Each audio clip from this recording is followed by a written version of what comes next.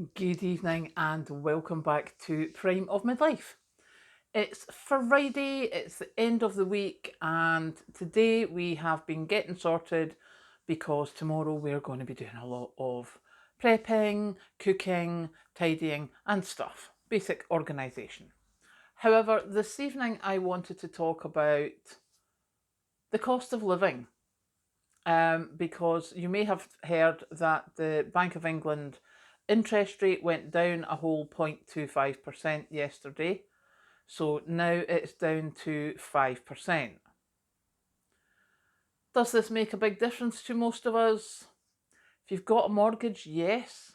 If they change the rate, if it's a variable, if you're on a fixed rate, probably not. I don't actually know how it all works. So, credit cards, they may put their rates down, but as it was only 0.25 of a percentage, probably not. Um, is it going to mean that things cost less in the shops? Probably not. Um, there's so many things where costs have gone up, and we're working with the costs that we've got just now. And for some people, granted, wages have gone up. There's a lot of people where they haven't, especially in smaller firms.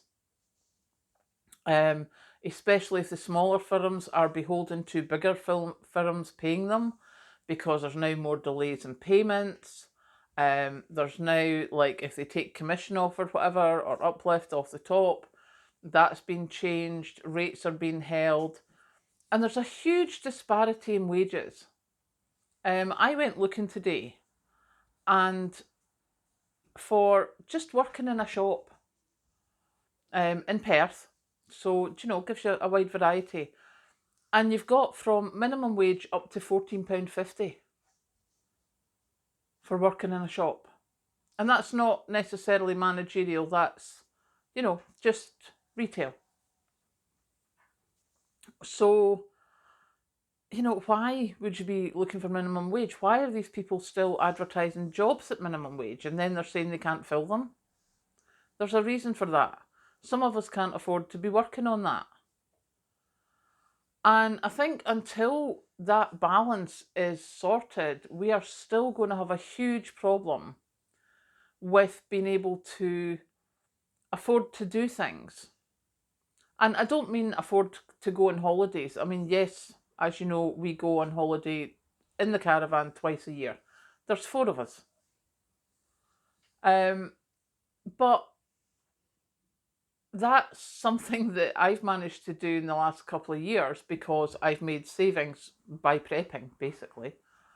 But for some people, holidays are a pipe dream. For some people, healthcare is a pipe dream.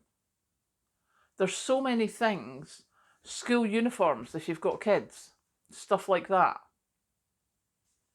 There's so many things that are something you have to budget for, that those little luxuries you used to think, oh, well, I'll get this or I'll get that, a night out, going out for dinner, as I say, going on holiday, those things, even visiting family, because the cost of fuel just now is still so expensive. And there's so many of us struggling with that.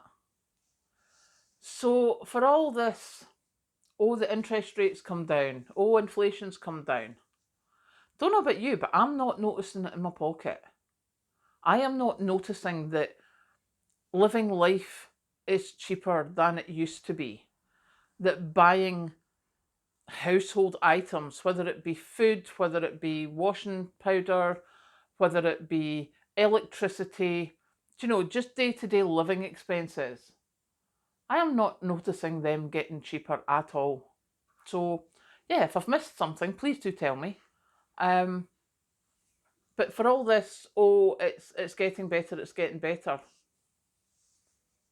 How many people's pockets is it actually getting better in, especially if you're at the lower end of the economic scale, either on a pension, on disability, on minimum wage?